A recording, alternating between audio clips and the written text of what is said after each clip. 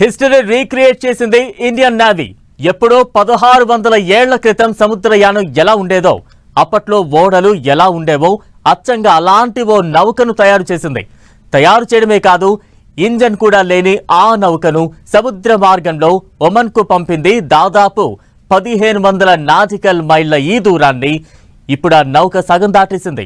అదే INS Kaundinya, the great first Indian ఆగ్నేయాసియా ocean traveller. కౌండిన్యుడి పేరు మీదుగానే ఈ నౌకకు నామకరణం చేసింది. ఆ విశేషాలు ఇప్పుడు చూద్దాం.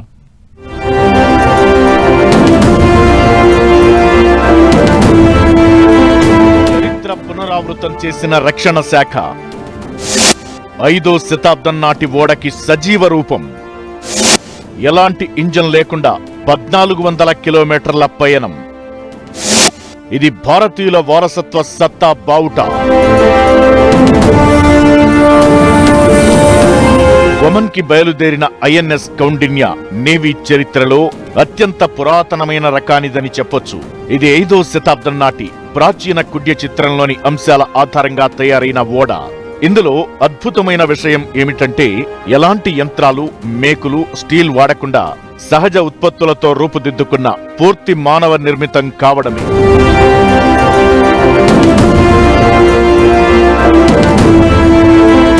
గుజరాత్లోని పోర్బందర్ నుంచి ఒమన్ దేశంలోని మస్కట్ తీర నగరానికి పయనమై సగం ప్రయాణం ఎలాంటి అడ్డంకులు లేకుండా పూర్తి చేసింది. వెస్టర్న్ నావల్ కమాండ్ లో flag officer command in chief vice admiral Krishna Swaminathan ఈ నౌకాయాత్రని ప్రారంభించగా 15 రోజులు ప్రయాణించి ఒమన్ తీరానికి చేరుకుంటుంది. 5వ శతాబ్దంలో ఓడలు ఎలాగైతే నిర్మించేవారో అదే పద్ధతిలో ఇది తయారు కావడం విశేషం. అసలు ఇంజిన్ అనేదే లేకుండా ఈ కాలంలో 1400 కిలోమీటర్ల ప్రయాణం కేవలం తెరచాపల ఆధారంగా చేయడమే చరిత్రని తిరిగి కళ్ల ముందు చూపించినట్లు చెబుతున్నారు.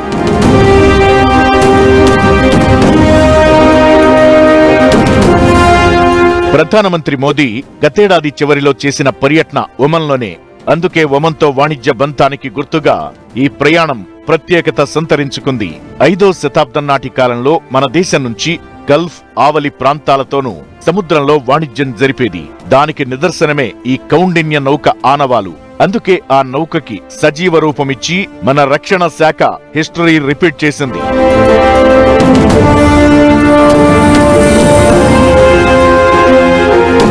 అజంతా గుహల చిత్రాలలో ఉన్నటువంటి 5వ శతాబ్దపు సిఈ ఓడ ఆధారంగా కౌండిన్య తయారు కాగా, ఈ ప్రాజెక్ట్ జూలై 2023లో సాంస్కృతిక మంత్రిత్వ శాఖ, భారత నావికాదళం, హోడీ ఇన్నోవేషన్స్ సంయుక్తంగా చేపట్టాయి.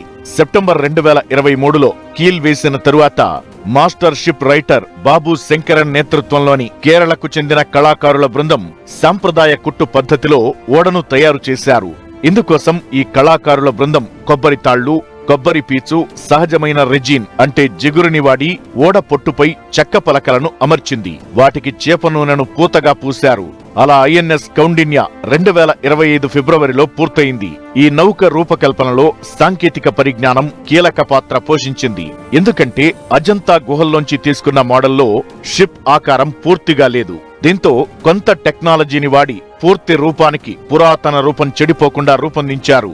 ఇందుకోసమే ఐఐటి మద్రాస్ ఓషన్ ఇంజనీరింగ్ విభాగంలో హైడ్రో డైనమిక్ మోడల్ టెస్ట్ చేశారు.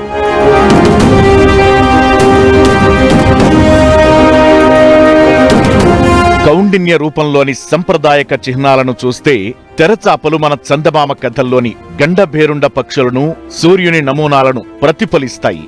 అలానే దాని విల్లు చెక్కబడిన సింహ యాళిని కలిగి ఉంటుంది.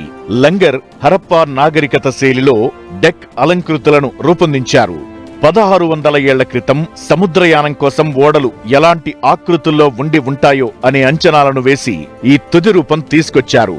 అలానే చివరగా ఓడ పేరును హిందూ మహాసముద్రం మీదుగా ఆగ్నేయాసియాకు ప్రయాణించిన కౌండిన్యుడి పేరు మీదుగా కౌండిన్య అనే పేరునే పెట్టారు.